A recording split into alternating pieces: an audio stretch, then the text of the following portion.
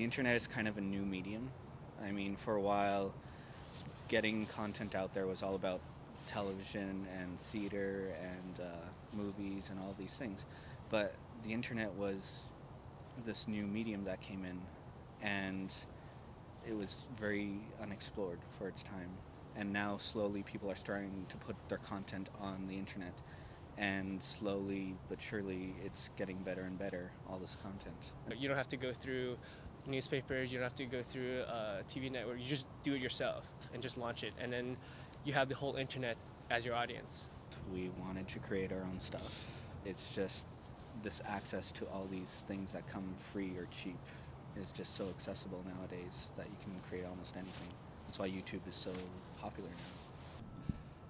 Well, Canadian media, in terms of new media, is a lot of stuff lately, because during the summer when we were writing Geeks Underground, we were online a lot, just surfing, finding other stuff, and we found another web series called Take Me Back, and it was also another Montreal-based web series, and that was really heavily influenced us, because that was really well done, and it gave us a lot of inspiration for it.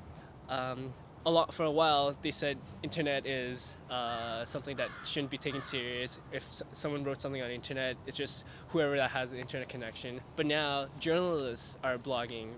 People are doing video reporting, and that's taken seriously, because it's citizen journalism. It's people that everyone understands the language now of filmmaking, of media making. So everyone's intelligence has been brought up because of YouTube, because of all these other things that are come into the technology lately. For a long time, it was really just you record what you want on a cell phone camera and show it to your friends online, and everybody laughs about it. Or it's a video about a squirrel on jet skis, and it wasn't really taken seriously. But now, slowly, we're starting to see even large production companies are creating web series. We're thinking like we want to reach as broad an audience as possible through the internet. We just want to write something funny and something that's what would make us laugh and something that we would like to watch.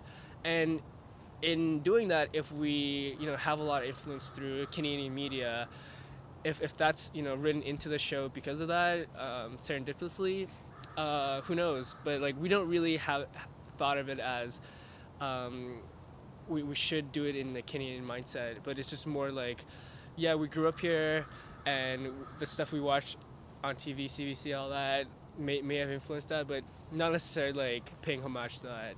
It's made entirely Canadian. We have everybody's Canadian there, and I think it's because of the culture that we live in that we were able to produce something like this so easily. Montreal is this really film-heavy city, and everybody's stoked just to make a film. It is possible for anyone to do it, and you can put quality content out on the internet without having it just be like shot on cell phone and like crappy music. And that's basically, we want to elevate the material out there. The whole reason why I did get in Geeks Underground was because I wanted to learn, and I had never done something like this, an 80-minute web series, shooting it all at the same time.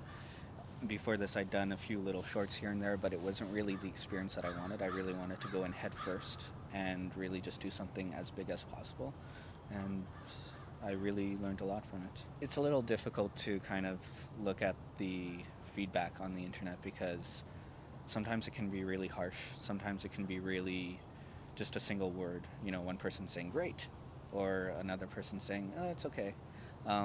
So it's really difficult to gauge the feedback on the internet. I started off writing online a lot, and through blogging, and that's how I got into new media. This technology has advanced so much that we're able to get our hands on something that's exceptionally good, something that's broadcast quality for really cheap, like how he said. And it's just this access to all these things that come free or cheap is just so accessible nowadays that you can create almost anything. Every day